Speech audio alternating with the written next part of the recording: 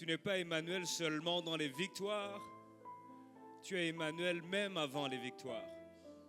Et Seigneur notre Dieu, ce soir, nous voulons nous rappeler qui tu es. Tu as dit, je suis avec vous tous les jours, jusqu'à la fin du monde. Père, merci pour Jésus, ce roi serviteur, celui qui est avec nous tous les jours. Tous les jours. Oh, tu es celui qui vient à côté de nous, dans nos pleurs, tu nous tapes sur l'épaule et tu nous dis ça va aller. Et à ce moment où on avait envie de laisser tomber, nous redoublons de courage, nous redoublons de force, parce que tu viens nous fortifier. Béni sois-tu notre Dieu, parce que tu es Emmanuel, parce que tu es Jésus le Sauveur. Tu es celui qui nous délivre du filet de l'oiseleur. Tu es celui qui nous délivre des guet-apens. Tu es celui qui nous délivre, Seigneur notre Dieu, des pièges connus et inconnus. Ceux que nous doutons, ceux que nous ne redoutons pas. Merci d'être notre Dieu, le Sauveur et Seigneur. Honneur et louange à toi. Au nom de Jésus. Amen. Nous célébrons Emmanuel, celui qui est quotidiennement avec nous, celui qui est sans cesse avec nous, celui qui nous aime indépendamment de notre attitude et justement qui change de notre attitude. Emmanuel soit célébré, soit adoré, soit honoré en ce lieu, dans nos cœurs, maintenant et pour toujours. Au nom de Jésus, Amen. Amen. Est-ce qu'on peut s'asseoir un tout petit peu? Que Dieu vous bénisse. Morrison soit béni. Soyez bénis, vous tous aussi qui êtes au 4e jour. Vous souvenez? Aujourd'hui, vous n'avez pas de questions? Ça va, hein? Moi, je m'inquiète maintenant par contre. Parce que j'ai l'impression que si la digestion commence, c'est mal barré pour moi. Vous allez commencer à dormir et je vais penser que je vous ennuie, mais c'est la digestion qui commence. Donc, s'il vous plaît, soyez le gardien de votre frère. Soyez la gardienne de votre frère. Soyez le gardien de votre sœur et de votre frère, justement. C'est bon? Alors, je pense que nous sommes dans un parcours que si nous le prenons au sérieux, ne peut pas nous laisser tel que nous l'avons commencé. Alors, il est certainement possible que vous gardiez la même taille et que probablement vous mincissiez un tout petit peu si vous prenez au sérieux le jeûne. Mais justement, je crois que spirituellement, quelque chose est en train de se mouvoir. Alors, nous avons commencé depuis le premier jour d'être en parlant de ce thème inébranlable. Je suis tenté de regarder les petites choses du temps en bas, pas en haut. Celui d'en haut nous terrorise un tout petit peu. Donc, alors qu'hier nous avons parlé de la foi inébranlable, la fois passée nous avions, en tout cas quand j'étais ici, nous avions parlé d'une église inébranlable et que justement l'église inébranlable est cachée dans le fait que nous sommes nous-mêmes inébranlables. Et nous avons parlé de beaucoup de choses. Aujourd'hui, j'ai envie de faire un autre pas, donc quelque chose des fois qui ne nous plaît pas. Mais que si malheureusement on ne travaille pas, on stagne. Si on ne travaille pas, justement, ce qui sera inébranlable, c'est notre statu quo. Et ça, ce n'est pas notre avantage. Aujourd'hui, nous allons parler des blessures intérieures. Pourquoi? Parce que, comme il le disait notre frère, ce sont des choses qui sont dans nos cœurs, qui nous empêchent d'avancer et qui finalement vont, j'ai envie de dire, déterminer notre manière de vivre, notre manière de regarder le monde. Et justement, c'est quelque chose sur laquelle je reviendrai tout à l'heure. Est-ce que ça va? Je préfère y aller tout doucement. Parce que c'est important qu'on comprenne ça. Alors, nous parlerons des blessures intérieures au cœur inébranlable. Je m'en vais d'abord parler de quelques notions, j'ai envie de dire de quelques notions préliminaires, quelques notions introductives. Et je m'en vais vous donner au moins 6. C'est rare que je parle d'introduction aussi longue. Première des choses que vous connaissez déjà. un blessé, non traité, finit par blesser les autres. Ça va jusque-là. C'est une évidence évidente. Voyez-vous, si quelqu'un est blessé et qui ne finit pas par traiter ses blessures, eh bien, autour de lui, il y a tellement de personnes blessées. Vous voyez pourquoi, sans toutefois spoiler le message de samedi, il va falloir qu'on se prépare parce qu'un blessé ou une blessée qui se marie, c'est catastrophe là-bas. Mon frère, ne te marie pas avec quelqu'un de blessé. Ma soeur, ne te marie pas avec quelqu'un de blessé. Parce qu'elle ou il finira par te morceler. Ça va? Un monsieur qui s'appelle David, vous allez voir comment il a été oublié dans beaucoup de choses et lui-même va oublier ses enfants. Parce qu'il a eu des parents, j'ai envie de dire, bizarres, et bien lui aussi, il sera un piètre parent. Il est blessé. Voilà pourquoi, je le dis maintenant, j'avais prévu de le dire plus tard, il se pourrait que vaut mieux ne pas être fâché contre tes parents. Parce qu'ils n'ont jamais eu ce qu'il fallait pour te donner un environnement sécurisant. Donc peut-être vous êtes blessé par vos parents parce qu'eux-mêmes avaient été blessés par leurs parents et les parents aussi avaient été blessés par leurs parents qui ont vécu la colonisation par exemple. Ce monsieur qui vivait fouetté, qui s'est marié avec une femme fouettée, et elle va vous fouetter. Ils vont vous fouetter. Est-ce que ça va? Première des choses, si je ne traite pas mes blessures, je finirai par blesser les autres. Deuxième des choses, nous pouvons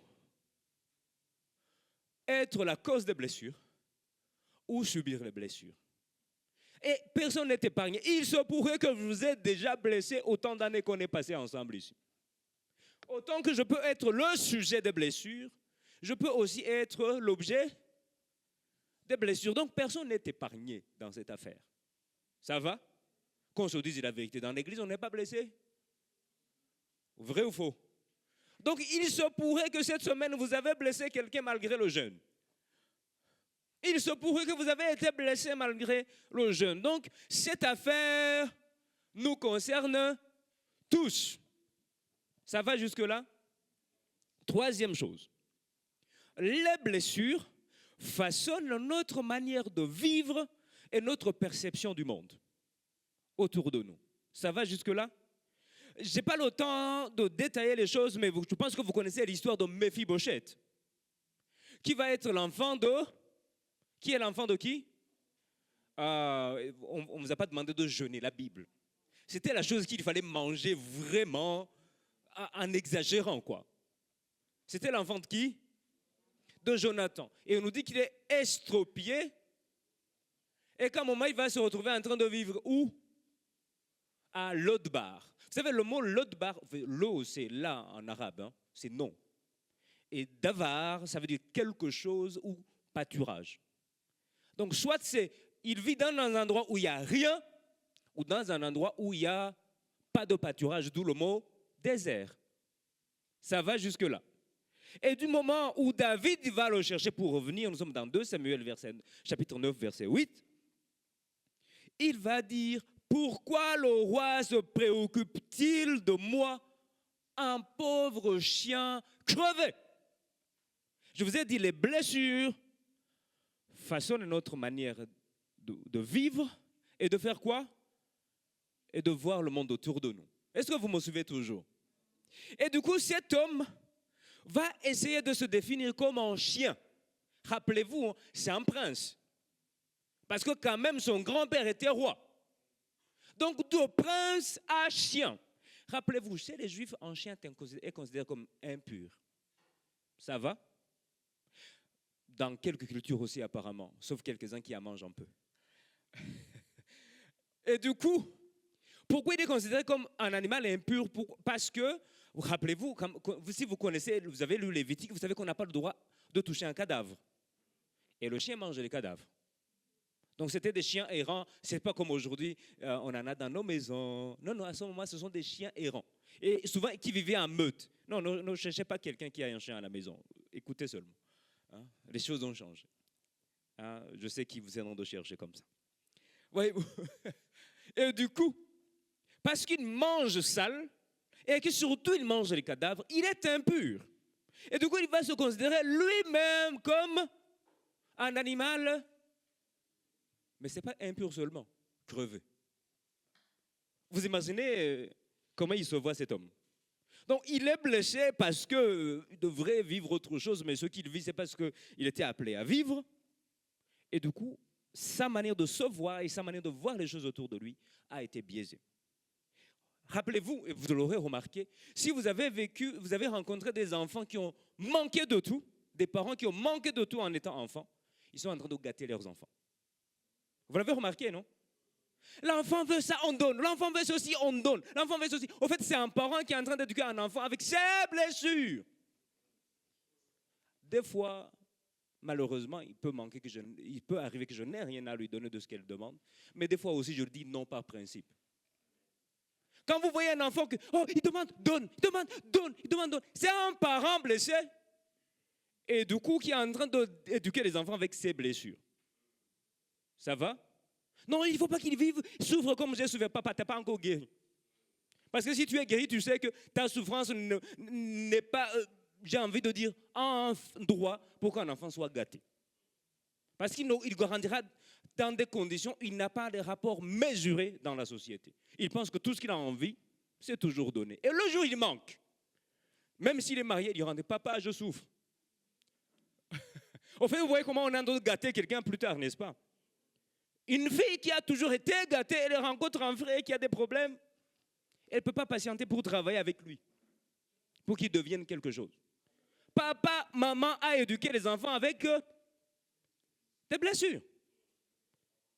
Quatrième chose, les blessures de l'âme sont invisibles, mais font autant mal que les blessures physiques, sinon plus. Ça va? Elles sont invisibles. Si vous me voyez, il va falloir avoir un discernement sérieux pour savoir si je souffre, si je suis blessé. Mais ça me fait mal ou ça me fait même plus qu'une blessure physique. Ça va? Vous connaissez l'histoire d'Ésaü qui a été trompé par son petit frère. N'est-ce pas? À cause d'un plat d'eau, de lentilles. Et ce n'était pas fini. Sa mère va comploter avec toujours le petit frère pour voler les bénédictions, sa bénédiction. Et Genèse 27, verset 36, écoutez comment Ésaü va dire. Ésaü va dire, il porte son nom de Jacob, celui qui dupe. Je suis dans le français courant, je pense. Puisqu'il m'a dupé 2 fois, il s'est emparé de mes doigts de fils aîné. Et maintenant, voilà qu'il s'empare de la bénédiction qui me revenait. Verset 41 plus tard. Ésaü se mit à détester Jacob à cause de quoi? De la bénédiction qu'il avait reçue de son père. Il se dit, il n'a rien dit, hein? Oh, personne ne sait qu'il se dit ça. Bon, sauf celui qui écrit, il faut qu'il nous dise comment. Il dit, le moment du deuil de mon père approche. Mon père approche, alors je tuerai Jacob. C'est un monsieur qui va te sourire dans la famille, mais il sait si papa meurt. Le deuil est fini. Toi aussi, tu es le suivant. Vous imaginez la blessure qu'on peut vivre jusqu'à vouloir tuer son frère? Nous avons eu des frères et sœurs, quelques-uns ici. Quand même, aller jusqu'à le tuer, à faire un programme de le tuer, c'est que vous souffrez. Ça va? Et le mot détester ici, il est bizarre parce qu'il n'est pas loin de Satan. On le prononce Satan. Et c'est l'idée de haïr, c'est l'idée de retenir l'animosité envers quelqu'un. Ça veut dire que je le retiens, je le cultive, je l'entretiens. J'entretiens cette animosité, c'est au féminin. Je l'entretiens. Vous savez, il y a des gens qui vont vous préparer un plat copieux de la vengeance parce qu'il a été blessé et il est patient. On y reviendra tout à l'heure. Il est patient et il sait le jour où il va frapper. Les fameuses journaux de maintenant, un coup KO. Je dis ça, moi je dis rien. 5e chose, comme notion introductive, il est possible de traîner des blessures dès le bas âge. Voire même in utero, ça veut dire depuis qu'on est dans le sang de sa mère. Et voilà pourquoi des fois, vous-même, vous vous comportez d'une manière que vous ne comprenez pas. Parce que les blessures que vous avez vécues, vous ne vous en souvenez pas. Mais pourtant, ça a orienté votre manière de vivre. Ça va? Genèse 16, l'histoire d'Assara et d'Agai, de Agar, vous connaissez, n'est-ce pas? À un moment, quand Agar va tomber enceinte, on nous dit qu'elle commença à maltraiter Agar jusqu'à ce que celle-ci s'enfuit. Ça va? C'est chapitre 16, verset 6. Mais au verset 12, quand elle va fuir, vous avez vu comment l'ange dit à Agar que ton fils il sera comme un âne sauvage. À cause de ce qu'elle a vécu, il a vécu depuis qu'il est au ventre, depuis sa maltraitance, mais aussi la maltraitance après qu'il soit né. Parce que imaginez papa qui te dit, tu sais que c'est ton papa quand même si tu es né de l'esclave. Il te dit, va-t'en avec un petit pain, quelque chose, pour aller dans le désert. Vous sentez le rejet, non? On nous dit que ce monsieur va devenir un âne sauvage, il combattra contre tous et tous combattront contre lui. Comprenez comment les gens sont belliqueux souvent. Je reviendrai tout à l'heure. Il vivra seul, à l'écart de tous ses semblables. Ici, l'idée de l'âne sauvage, c'est ni domestiqué, ni apprivoisé. Vous savez qu'il y avait des ânes qu'on avait. L'âne qui sera ni domestiqué, ni apprivoisé. Vous allez voir qu'il y a des gens qui n'aiment pas l'autorité. Des fois, ça vient de là. En fait, il a un goût extraordinaire de l'indépendance. Il a été rejeté. Mais la figure paternelle qui devrait protéger a fait quoi? Mais lui, quelle autorité vous allez amener après? Vous comprenez pourquoi, je sens de spoiler le message, vous comprenez pourquoi il faut se préparer pour être des bons pères plus tard. Hein? Parce qu'on est en train de préparer des bombes si on ne fait pas attention. Voyez-vous. Au fait, l'idée de âne sauvage, c'est l'idée d'un tempérament belliqueux et fougueux. Je n'ai pas besoin d'expliquer, non? Vous comprenez? C'est quelqu'un qui aime les bagarres. Même quand tout va bien, il cherche les conflits. En fait, normalement, il n'y a rien d'avoir de conflits. Mais lui, il trouve des conflits. Oh, abandonné. C'est quelqu'un de blessé. C'est quelqu'un qui a vécu probablement des choses depuis qu'il ne s'en souvient pas. Mais il a développé, ou elle a développé une carapace de sécurité. Et donc, pour protéger sa vie, j'attaque en premier. Est-ce que ça va? Sixième chose. Si les blessures ne sont pas traitées, les blessures intérieures deviennent pires. Le problème, c'est que si on ne les traite pas, elles ne guérissent pas. Si on ne les traite pas, elles deviennent malheureusement pires. En fait, elles deviennent une seconde nature. En fait, elles deviennent notre caractère. Voilà pourquoi les psychologues vont dire que ça devient un masque. Ça va? Vous me suivez toujours?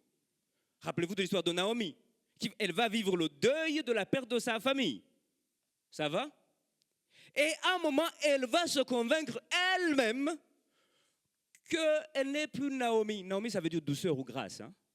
Mais elle dit, je suis devenue Mara, amertume. Elle est convaincue de quoi? Que Dieu s'est personnellement acharné contre elle. Hein? Vous connaissez les gens qui personnalisent tout, non? Il prend tout personnellement. Quelqu'un, ça veut dire qu'il est en train de souffrir. Et le problème, c'est que ça va grandissant. Même quand elle retourne chez elle, elle dit non, m'appelez pas Naomi. Appelez-moi. Vous vous définissez comment ce soir? La vieille célibataire. Célibataire endurci. Parce qu'il y a juste quelqu'un qui a dit non. Et si on ne gère pas ça, je pense que j'ai déjà dit ici beaucoup de fois, je pense que l'une des choses qui montre comment Samson est un homme à femme, c'est parce que la femme qu'il a voulu, on ne lui a pas donné. Vous ne l'avez pas remarqué? La femme qu'il a voulu, on a fait un coup. C'est quelqu'un d'autre qui l'a eu. Depuis ce jour-là, c'est un homme à femme. Ça va? Et du coup, vous dites, non, son gars, il est cool. Toutes les femmes qu'il veut, il les a. Non, il est blessé. Et il souffre. Ça va? Et on peut dire tellement de choses. Vous allez voir que ce gars, d'une femme qu'on lui a refusée, il a fini comment? Les yeux crevés. Bien aimé, si on ne traite pas nos blessures, on va vouloir les nourrir davantage, et je n'ai pas besoin de parler des circuits de récompense, des choses qu'on va activer dans notre tête, et on va aller plus loin, encore plus. Et voilà pourquoi on va s'empirer. On dit, lui, il est homme, ma femme. Non, en fait, c'est devenu une seconde nature, mais il n'est pas comme ça à vrai dire. C'est une blessure qui n'a pas été traitée. Ça va? Deuxième point, quelques approches définitionnelles. Je ne veux pas tout dire ici, on n'aura pas suffisamment de temps. Au fait, les blessures intérieures, les blessures de l'âme, si je peux les définir autrement, ce sont des plaies. Il y a des médecins ici? Ce sont des plaies émotionnelles, ce sont des plaies intérieures. Ça veut dire que c'est une blessure ouverte. Quand elle est cicatrise, ça va, n'est-ce pas? Mais elle là, même si elle est invisible, elle reste ouverte. Ça va? Et l'idée de la plaie, c'est l'idée de la lésion. La lésion, c'est une altération dans le tissu. C'est une peau altérée. C'est-à-dire qu'elle n'est pas normalement ce qu'elle devrait être. Ou rupture de la continuité de la peau ou des tissus sous-jacents. Généralement, ça c'est une définition médicale, là, voyez-vous, j'ai cherché. Généralement causée par un traumatisme ou autre chose, ou quand un médecin fait quoi? Vous vous appelez quoi? Incisé. Ah, je la cherche. Merci Nouria. Elle me sauve. Voyez-vous, donc, ça veut dire qu'il y a une rupture de quelque chose. Le sang devrait couler normalement, mais on a trouvé une plaie ouverte. Ça ne peut pas continuer. Il y a un problème. Donc, ce sont des traumatismes ou des offenses non bien gérées. Ça va toujours. Vous n'avez pas envie de fuir. Ce sont des souffrances, j'ai envie de dire même, ce sont des déformations de l'aspect de l'âme. À un moment, vous trouvez quelqu'un, il rigole avec vous, 2 secondes après. Il ne veut plus vous parler. Tu dis, en fait, tu souffres. Vous l'avez vécu, les gens comme ça, non? Vous rigolez, 2 heures plus tard, il te passe à côté, c'est comme si tu n'existais plus. Ah, il est malade. Il y a des problèmes de l'âme. Ça veut dire que ce n'est pas cohérent. Vous me suivez toujours? Donc, cette déformation, il y a quelque chose qui est désorganisé dans son âme. Ça va?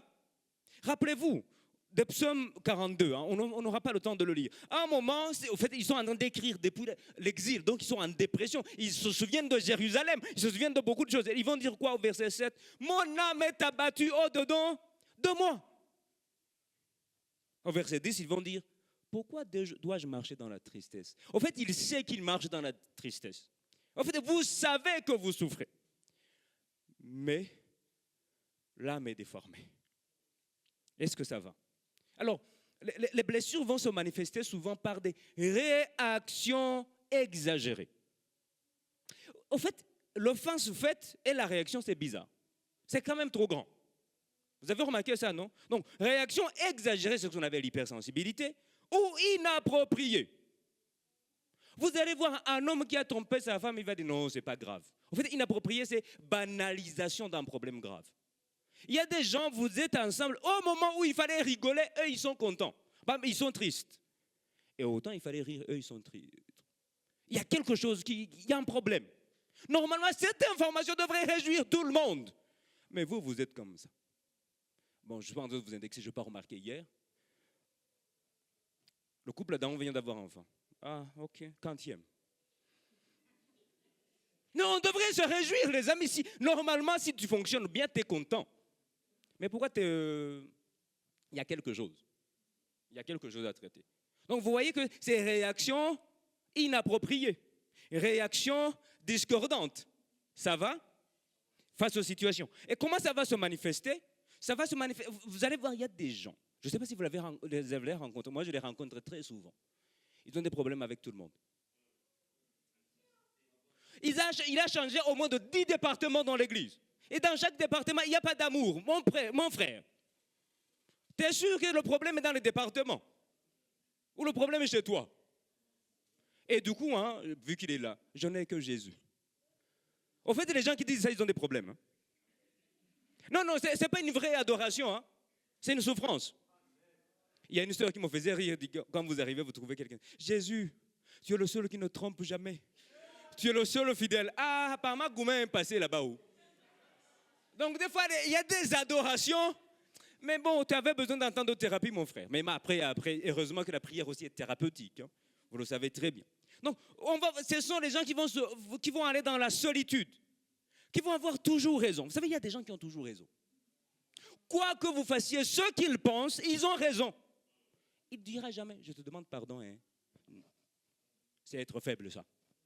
Attends, moi, demander pardon. Surtout nous, les hommes, là. Ah, dire à ma femme pardon. Pire encore, dire à mon enfant pardon. Attends. Oh, mon papa, tu souffres. Parce que sinon, tu sais que tu n'as pas toujours raison. Et ce n'est pas grave de dire pardon à quelqu'un.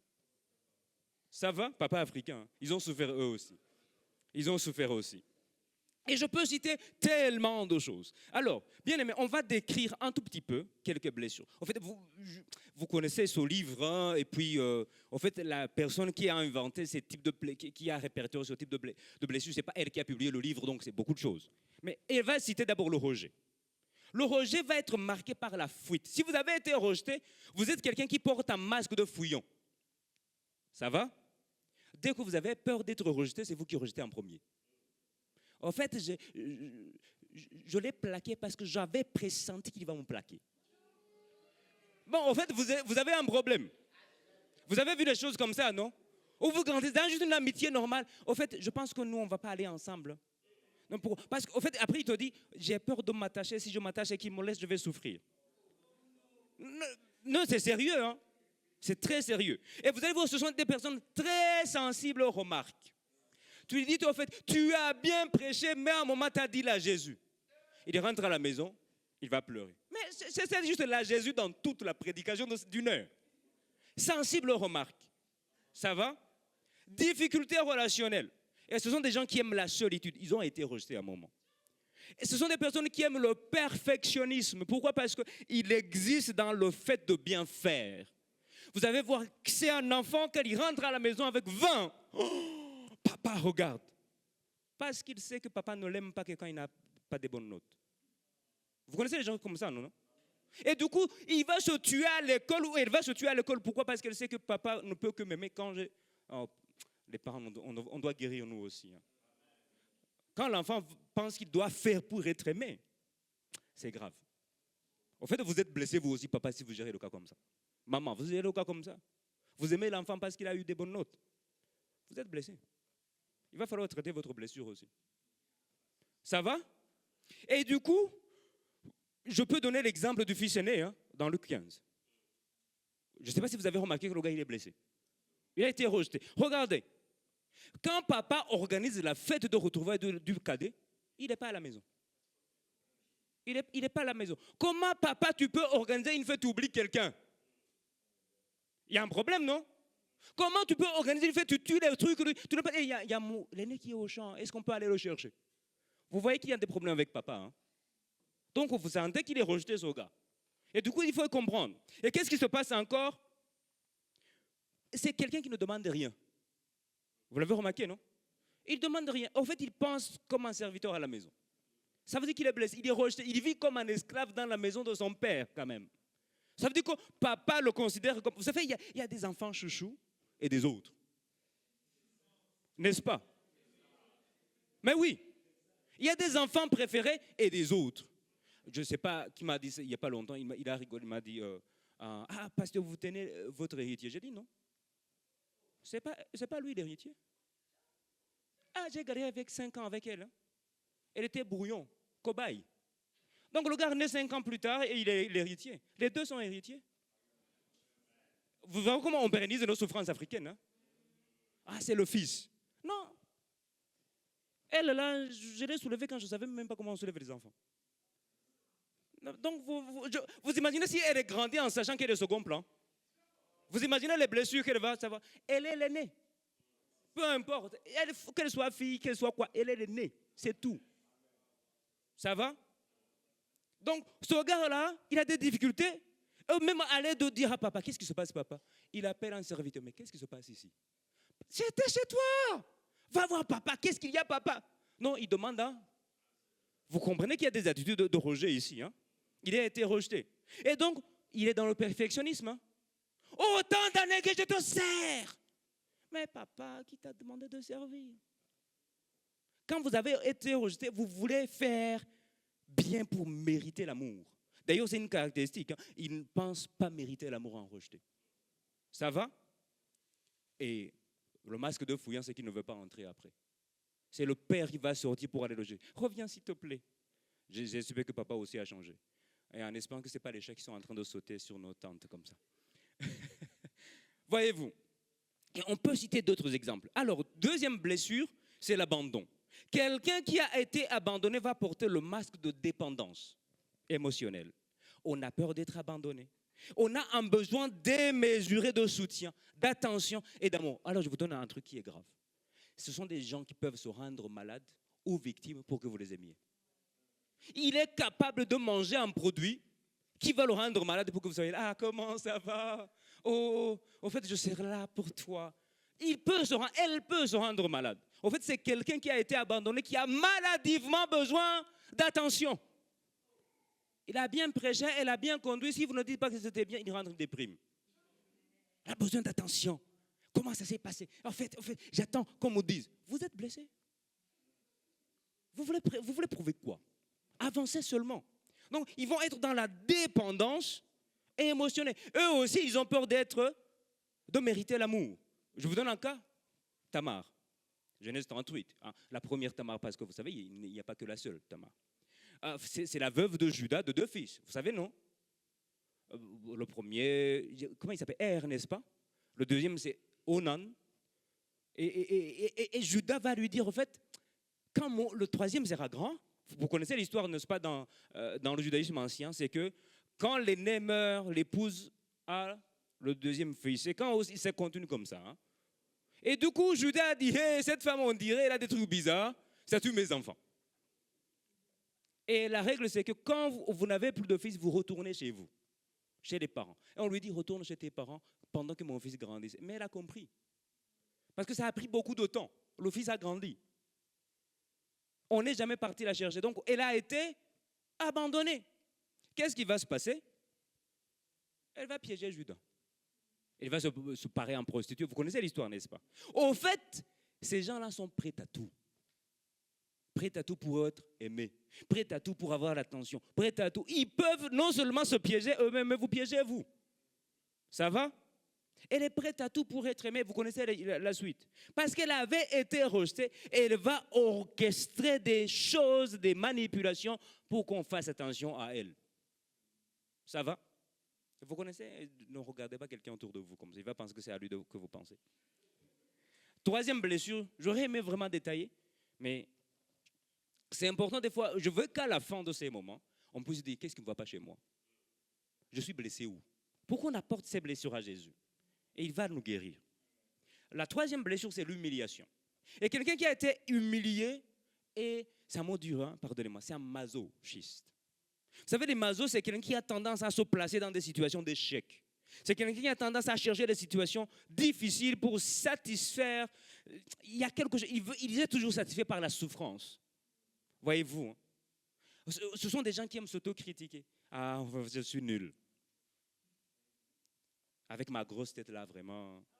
Les trucs comme ça. C'est les gens qui aiment se dévaloriser. Au fait, ils existent parce qu'ils se présentent comme mauvais. Ça va? Et ce sont des personnes, au fait, à qui on a porté atteinte à leur dignité. On les rabaisse, on les dénigre. Je l'ai déjà donné un exemple ici, j'ai oublié quelle période. Le responsable, l'intendant, il est quelque part, peut-être. Il dit, ah, vous nettoyez, si vous nettoyez, toi là, toujours les toilettes. Je dis, oh. Bon, j'aurais appris qu'au témoignage, au nettoyage, vous choisissez vous-même au travail. Donc, si vous choisissez là-bas, c'est vous qui choisissez. Donc, vous imaginez si c'est vous, surtout à l'internat. Qui a vécu à l'internat? Si on vous envoie nettoyer les toilettes, franchement, c'est quelque chose, hein? Et que vous vous rendez compte, c'est vous toujours qu'on envoie. À moi, vous dites, oh. Vous vous sentez vraiment rabaissé, humilié. Parce que c'est à vous que reviennent les tâches abjectes. Et des fois même au travail, c'est vous qu'on donne le boulot et vous vous sentez rabaissé. N'est-ce pas? Et donc ces personnes, ils ont tendance à oublier leurs propres besoins pour combler ceux des autres. Vous connaissez des gens comme ça? Ce n'est pas toujours de la gentillesse. Ils sont blessés, donc ils existent quand ils se sentent utiles pour vous. Ça va? C'est pas mal, hein, d'être, d'ailleurs c'est biblique, d'être généreux.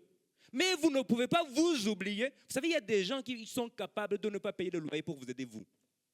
Et après, vous dites, en fait, je n'ai pas de loyer, je vis dans les rues. Mais attends, qu'est-ce qui n'a pas marché? En fait, vous êtes blessé tellement que vous vous sentez existant. Malgré le fait que vous souffrez, vous, ce n'est pas grave tant que l'autre est content pour vous. Besoin de se rendre donc utile pour les autres pour ne pas se sentir humilié ou rabaissé. En cas que vous connaissez toujours, je viens de citer tout à l'heure, Méphibosheth toujours. Si vous lisez cette histoire et quand il revient, qui se définit lui-même, vous savez, je vous ai dit toujours, c'est quelqu'un qui aime se faire du mal. Hein. Il se définit lui-même comme quoi? Un chien? Un chien comment? Un chien crevé. Et vous connaissez l'histoire de comment Absalom va vouloir prendre la royauté. Regarde, ce qui m'impressionne, c'est au verset 19, au chapitre 19, 2 Samuel 2, versets 29 et 30. Il va dire beaucoup de choses pour s'expliquer et qu'il est content de retrouver David. Quand finalement Absalom n'a pas pu gagner et tout ça. Et David va lui poser une question. Mais à quoi bon toutes tes paroles? Pourquoi t'as blablabla? À quoi bon? Tu sais, je t'ai dit que toi et Tsiba, vous allez partager l'héritage, vous aurez l'héritage. Pourquoi tu t'expliques autant? Vous savez comment il dit après? Qu'ils prennent même le tout. Puisque le roi, mon Seigneur, entre en paix dans sa maison. Vous connaissez les faillots, non? Vous les connaissez les faillots? En termes violents, on les appelle les lèche-bottes. C'est des gens qui ont toujours été humiliés et qui existent quand ils sont toujours oh, grando. Vous connaissez, non? Oh, papa. Un jeune garçon, on l'appelle papa. Hein? Vous êtes blessé. Tu es l'aîné, frère. Assume. Même si tu n'as pas la situation sociale comme lui, tu es toujours le grand. Pourquoi tu dis, oh, papa? Hein? Ce sont les blagues en Afrique comme ça. Un jeune qui a fait beaucoup d'études et qui a beaucoup d'argent, il rentre au village. Tout le monde dit, ah, papa. Vous connaissez la blague, non? Papa, en fait, ce n'est pas toi qui es en retard, c'est nous qui sommes trop à l'heure. Ah, non, ça c'est une souffrance quand même. Tu es en retard malgré ton argent. Hein? Vous connaissez des choses comme ça, non? En fait, dès le moment que moi je dépends des autres, c'est vous. En fait, moi j'ai tort, c'est vous qui avez raison. Non. En fait, vous n'avez pas besoin d'avoir pour être. Vous êtes. Vous êtes. Ça va? Donc, Méphibosheth va dire, même si je n'ai rien tant que toi, tu es heureux. Mais pourquoi? Tu as un héritier, tu as un prince. Pourquoi tu veux être prêt à tout pour tout perdre pour que quelqu'un d'autre soit heureux? Vous connaissez ces filles, non? Qui passent toute la semaine à cuisiner pour leur amoureux, comme ça, ils n'ont même pas doté. Elle ne révise pas, elle ne prend pas soin d'elle, mais elle est là pour le rendre heureux. Tant qu'il est heureux, moi, ça va. Eh frère, si elle est comme ça, ne l'épouse pas où? Parce que c'est elle là. Tu as toujours raison. Dans le mariage, moi j'ai besoin de quelqu'un qui me contrarie pour me dire t'as tort. Comme ça tu t'améliores. Mais quelqu'un qui a toujours raison. Voilà. Non, c'est un problème. L'aide convenable, c'est, je vous ai dit la fois passée, c'est un aiser, c'est un secours. Ce n'est pas un béni oui. Ça va? Vous voyez que c'est un problème. Quand vous voyez quelqu'un comme ça, n'épousez pas. Non. Vous allez souffrir. Et vice-versa. Vous savez, les gars qui sont toujours... Oh frère, t'es mazo.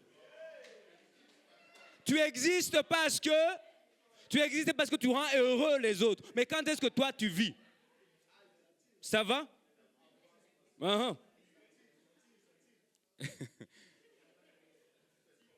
Qu'ils prennent même le tout.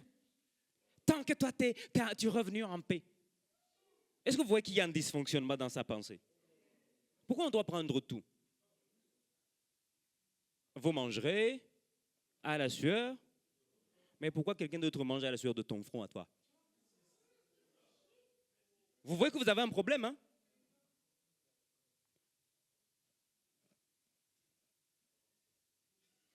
Bon, on va évoluer. Quatrième blessure, c'est la trahison. Et quelqu'un qui est marqué par la trahison, il a tendance à être dans un contrôle permanent, non seulement de soi-même, mais des autres. Ça va, non? Très méfiant, susceptible, intolérant envers les autres. Mais pourquoi tu as dit des choses comme ça? Qu'est-ce que tu voulais dire par là? Oh, je ne voulais rien dire. Hein. En fait, c'est vous qui vous êtes fait un scénario Parce que vous avez été trahi à un moment et du coup, vous pensez que l'univers est en train de s'organiser pour vous trahir. N'est-ce pas? Uh-huh. Susceptibles, intolérants envers les autres. Ce sont des gens qui projettent l'image d'une personne forte et responsable sur d'elle-même, qui ne se laissent pas avoir facilement. Ça, c'est l'image qu'ils projettent. Mais au fond, très fragile. Très fragile. Ils vont vous dire, non, moi, je n'ai pas besoin de personne. J'ai besoin de personne, hein? Oh, c'est faux, on a besoin des gens. En fait, parce qu'à un moment, on vous a trahi, vous avez tout donné, vous avez découvert un truc où vous dites, j'ai plus besoin des gens. Oh, ces femmes là-bas, oh, moi, j'ai pas besoin d'hommes. Hein? Ah, femme capable, n'est-ce pas? Bon, si vous êtes féministe, pardonnez-moi, mais beaucoup de choses à dire. Non, j'ai besoin de personne, moi. En tout cas, moi, mes études, mon diplôme, ça va, quoi. Non, l'homme est un animal social. Ça va? Donc, avoue que vous avez été trahi et qu'il faut traiter la trahison, ce que ça a laissé. Il n'y a pas de problème. Et malheureusement, ça reviendra encore. Les hommes, on se trahit. On est comme ça. Ça va? Donc, ce sont des gens qui vont être solides à l'extérieur, n'est-ce pas? Ils veulent tout maîtriser. Aucune erreur dans leur vie. Aucune. C'est quelqu'un que vous dites, au fait, quand vous avez dit la phrase, vous avez oublié la virgule. Il rentre le soir, il va étudier les usages en français de des virgules. Parce qu'il dit, la prochaine fois, on ne va pas me dire ça. Je dois tout gagner de telle sorte que maintenant, tous les cas possibles d'utilisation de virgule, je les maîtrise. Ah, vous voulez tout contrôler. Vous quittez chez vous. Quelqu'un par inadvertance vous piétine, vous rentrez, vous changez de chaussures. Parce que normalement, c'est trop sale. Un petit détail. Hein. Parce que, oh non, c'est ça. Hein. Vous voulez vraiment apparaître de telle sorte que maintenant, vous n'allez plus jamais donner l'occasion à quelqu'un d'autre de vous trahir. Donc, vous êtes vous. Vous n'avez pas besoin de gens. Ça, c'est un problème. Vous voulez que je vous donne un cas? Vous connaissez le cas de Jacob, n'est-ce pas? Il va travailler 7 ans pour avoir Rachel. Et on lui donne qui? Bon, il y a beaucoup de choses à dire là-bas, mais je me suis toujours dit, 7 ans quand même, après, tu n'es pas au courant de qui c'est. Il y a quelque chose à dire, Jacob. Hein? D'autre part, comment, Léa, tu acceptes? C'est que toi aussi, tu voulais depuis. Comment? Non, mais quand même. Il y a des choses à dire, non? Comment? Oui, la coutume, ainsi de suite. Mais si. Vous savez, il y a des... Oh non, en fait, c'est une bonne personne pour toi, mais franchement, mais voilà. Mais le jour où vous rompez... En fait, tu sais, est-ce qu'on peut manger ensemble ce soir? Je dis, oh! Mais depuis toutes les années, tu m'as encouragé en disant, l'autre, c'est une bonne personne. Mais vu qu'on a rompu, tu me proposes un resto. Donc, ça veut dire que depuis toujours, tu m'as voulu. Hein? Comment ça se fait que tu sais et tu es toi-même l'objet de manigance de quelqu'un? Non, ce n'est pas possible. Quand vous acceptez, c'est que vous avez toujours eu l'intérêt. N'est-ce pas? Et qu'est-ce qui se passe? Le gars va être maintenant un acharné de boulot. Jacob. Vous l'avez remarqué, non? Lisez en 3 par 2 Genèse 29. Vous allez voir comment le gars, il va bosser. Non seulement il ajoute 7 ans, mais il va aussi continuer de travailler. Vous connaissez la génétique qu'il a manipulée, non? Les trucs rayés, les animaux non rayés, tout ça. Il va bosser de telle sorte. En fait, il se réalise dans les richesses. Il se réalise. Il n'a plus besoin des gens. On l'a déjà trop trahi. Non, il ne peut plus. Maintenant, il existe parce qu'il a gagné de l'argent. Il existe parce qu'il sait qu'il est riche. Et vous allez voir qu'il est manipulateur. Hein? Bon, depuis toujours, de toutes les façons. C'est Jacob quand même. Voyez-vous? Oh, vous allez voir qu'il va organiser de telle sorte que les bêtes chétives sont pour Laban. Les bêtes vigoureuses sont pour lui. Mais c'est lui qui les garde, non? Contrôleur. Il contrôle tout. Ça va? Vous connaissez, non? Quand vous commencez à être dans les relations et que tout le temps, c'est quoi ton mot de passe? Mais je dois te le donner librement. Tu ne peux pas me mettre dans une enquête FBI pour ça, quand même. Je ne sais pas pourquoi j'ai envie de revenir sur ces choses. C'est bizarre. Depuis lundi, hein, je dois être là-bas.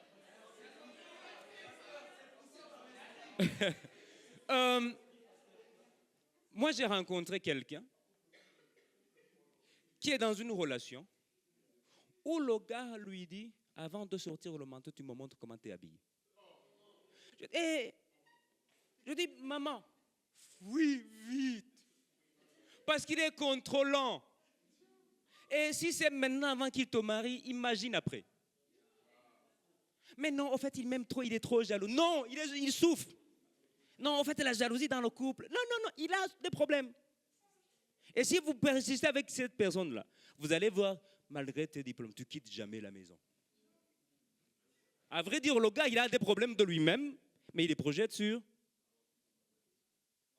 Et vice-versa. Hein. Papa, t'es arrivé au boulot, ça s'est bien passé? Oh non, non, ouvre la caméra pour que je vois. Non, c'est pas toi, il veut voir si tu n'es pas avec quelqu'un. Contrôlant. Et donc, c'est quelqu'un qui va valoriser excessivement l'indépendance. Pourquoi? Parce qu'il a été trahi des autres cas. Il ne veut pas maintenant qu'on le trahisse, donc il va vouloir être indépendant. Ça va? La dernière blessure que je veux mentionner ici, c'est l'injustice. Et quelqu'un qui a subi l'injustice, c'est quelqu'un de rigide, qui est exigeant envers soi-même. C'est un tout petit peu comme quelqu'un qui a été trahi. Hein. C'est quelqu'un aussi qui est perfectionniste aussi, et c'est le moyen d'être juste envers soi-même. Il est heureux de lui-même quand il a eu 20 sur 20. Le jour où il a eu 13, ben, il va se pendre. Hein. N'est-ce pas? Mais ça arrive d'avoir 13 ans dans la vie.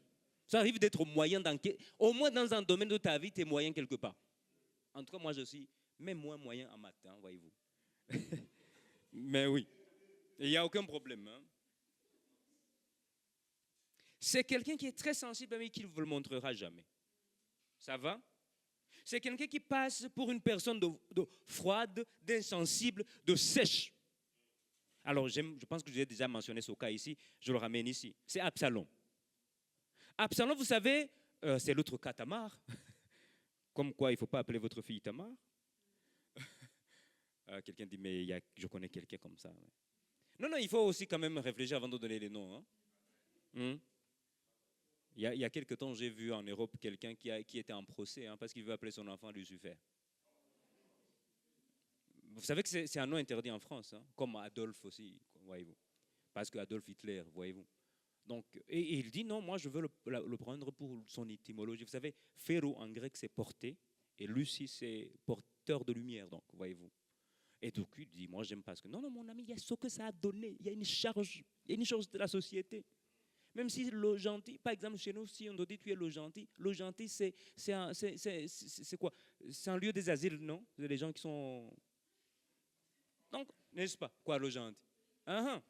Donc, si nous dit tu es comme ça, mon frère, ça veut dire qu'ici, ça ne marche pas. Donc, tu ne peux pas dire non, le mot gentil étymologiquement. Non! Et vous connaissez dans l'histoire, il y a ce que l'étymologie est, mais il y a aussi ce que la société a donné dans le mot. Ah non, maintenant il va se faire souffrir les Burundais comme ça, lui. Voyez-vous? Donc, c'est quelqu'un qui va regarder ce qui va passer. Au verset 20, 2 Samuel 13, quand elle vient raconter comment son demi-frère l'a abusé, vous savez comment il lui dit? Tais-toi. Tais-toi, ne prends pas cette affaire trop à cœur.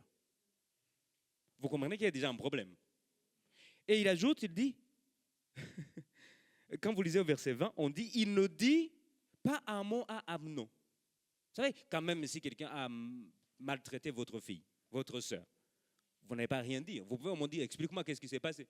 Il dit, il ne dit rien à Amnon. Mais qu'est-ce qu'il dit? Il ne dit ni à bien ni à mal, mais il prie Amnon en haine. Vous savez, il y a des gens, vous le piétinez, disent, ça va, il n'y a aucun problème. Non, franchement, je comprends que moi, ça va.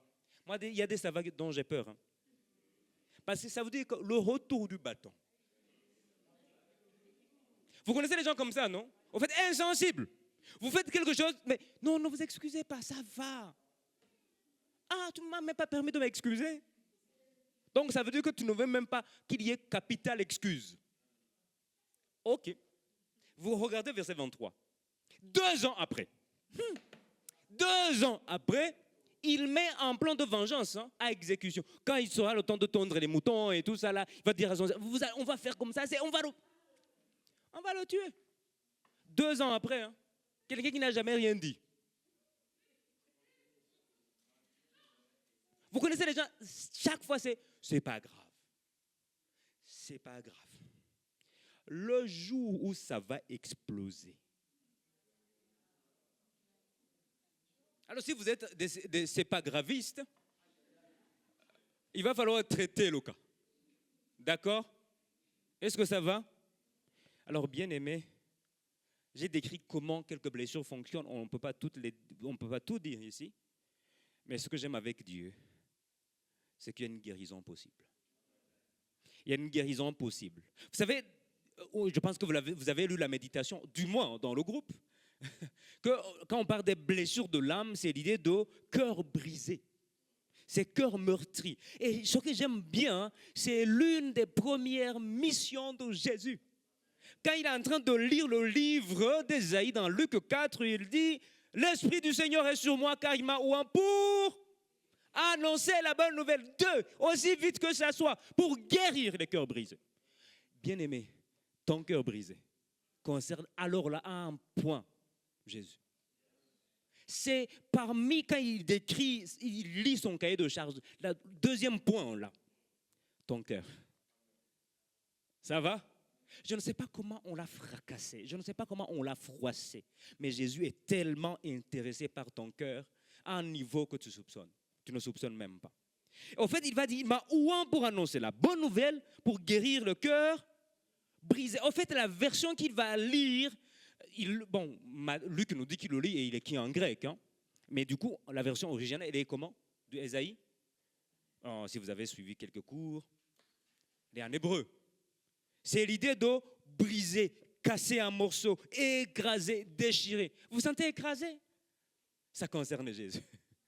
Vous vous sentez déchiré, vous sentez votre cœur en morceaux, eh bien ça concerne Jésus.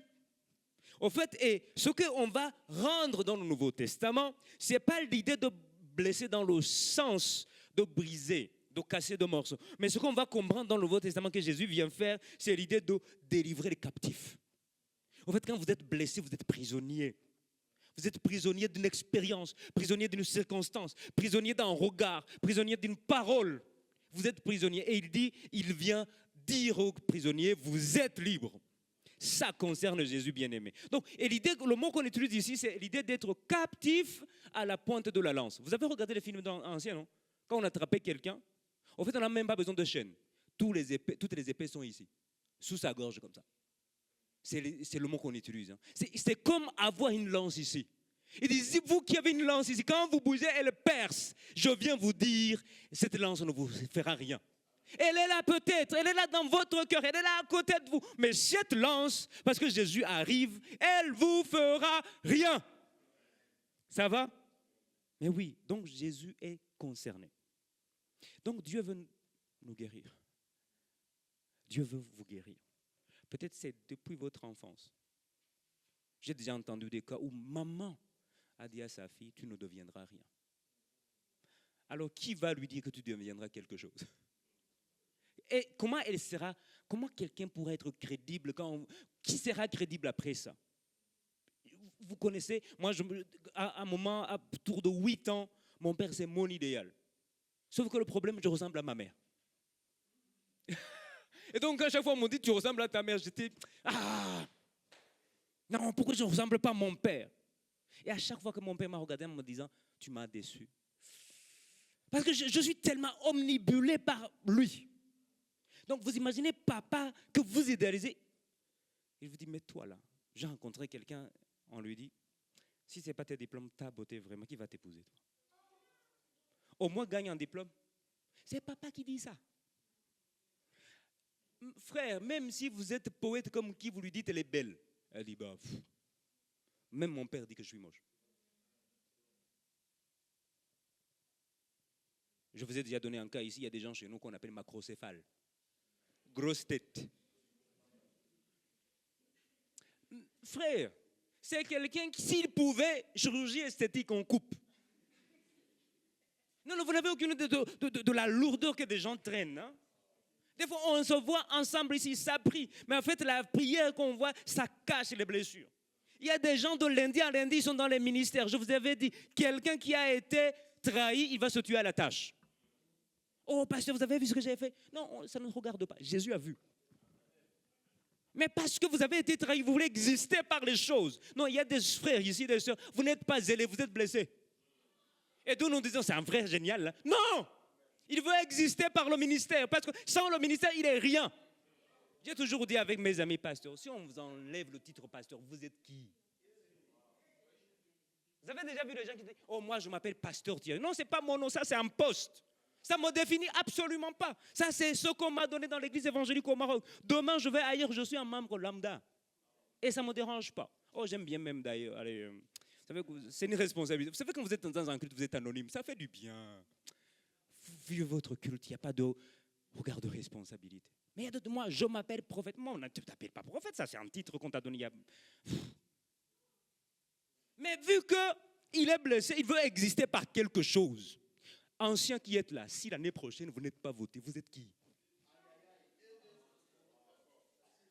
C'est possible, non? Oh, moi, en fait, de toutes les façons, je ne suis rien. Non, vous êtes quelque chose. Vous n'êtes pas défini par un poste. D'ailleurs, dans le management actuel, ce n'est plus les postes qui définissent les gens. C'est vos compétences qui vous donnent un poste. Vrai ou faux? Vous êtes qui? Vous savez, il y a des gens qui ont quelque chose, on ne peut pas se passer d'eux. On doit vous... Mais quand vous vous définissez par un poste, mais si les postes n'existent plus. Non, en fait, non, il est zélé, il est bien. Non, il est blessé. Il est blessé. Il veut prouver sa valeur.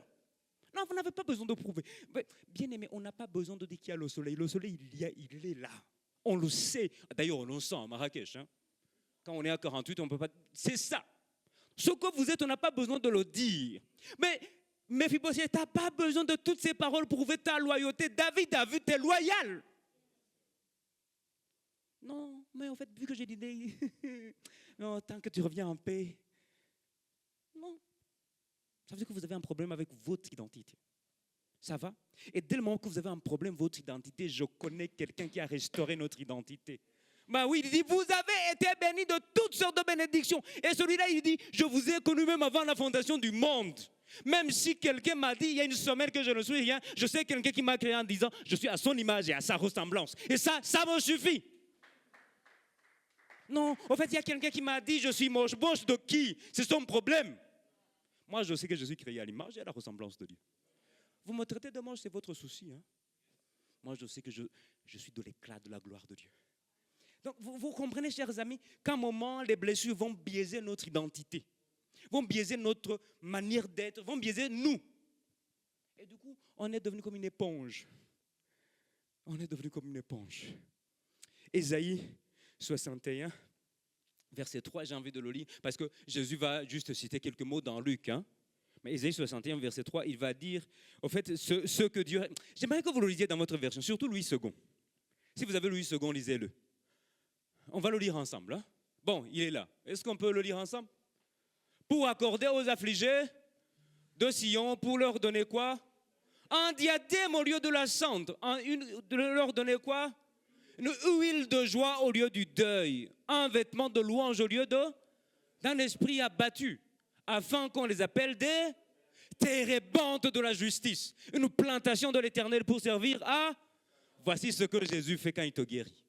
Regardez dans ma version, hein, français courant, il dit, il porte le deuil de Sion, mais j'ai mission de remplacer les marques de leur tristesse par autant de marques de joie. Il dit, autant vous avez été triste, autant hein, je remplacerai la tristesse par la joie. Autant, à la même mesure, même plus en plus. Voyez-vous, il dit, remplacer quoi? La cendre sur leur tête par un splendide turban. Leur mine, hein, le visage, douloureuse par une huile parfumée. Oh, je crois que ce soir, vous allez rentrer chez vous parfumés. Parce que Dieu va changer ça. Amen. Il dit, leur air pitoyable par un habit de fête. Vous savez, il y a des gens bien habillés, mais qui ont toujours un air pitoyable. Parce qu'en fait, l'éclat n'est pas à l'extérieur, ça vient de l'intérieur.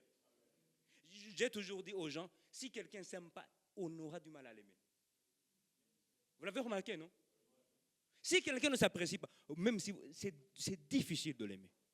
Mais dès le moment que ça vient de l'intérieur, même si c'est à l'extérieur, il n'y a rien, ce n'est pas grave. Il dit alors, on les comparera à des arbres qui font honneur à Dieu. Parce que Dieu va nous guérir ce soir. On rentre comme des arbres qui font honneur à Dieu. Le mot térébinthe, c'est un arbre qui dure longtemps. C'est dans le truc de quoi? Il y a un arbre ici au Maroc. Ah, j'ai oublié. Ah, ça me- c'est dans la même catégorie, hein, comme les baobabs et tout ça. C'est quoi le groupe de ces arbres-là? Les chênes, voilà. C'est dans le groupe des chênes, voyez-vous. Ils sont des térépentes de justice. Et ici, il dit, ils sont des arbres qui font honneur à Dieu, un jardin qui révèle la gloire du Seigneur. Vous allez être guéris et vous allez être des jardins qui représentent, qui révèlent la gloire du Seigneur. Amen. Ésaïe 36, alors Ézéchiel 36, moi je me dis, bien aimé, notre cœur a été flagellé, brisé, piétiné, tout ça. Mais il faut qu'on le remplace. Et Dieu va dire, dans une prophétie de plus tard, il dit, je vous donnerai un cœur nouveau. Je mettrai en vous un esprit nouveau et j'enlèverai votre cœur insensible comme une pierre et je le remplacerai par un cœur réceptif. Ce que je suis en train de dire ici, c'est heureusement quand nous sommes en Jésus. Non seulement il nous donne un cœur nouveau, mais il est capable de se renouveler. C'est même si on te piétine après, tu dis, c'est pas grave là, c'est pas grave de... Non, c'est pas grave parce que je sais te pardonner, frère. Jésus m'a donné la capacité nouvelle, même quand on me fracasse, c'est pas grave. Non, c'est pas grave dans le sens que je veux mijoter un plan contre toi. C'est pas grave parce que c'est fini. Ça va? Il dit, je veux vous donner un cœur nouveau.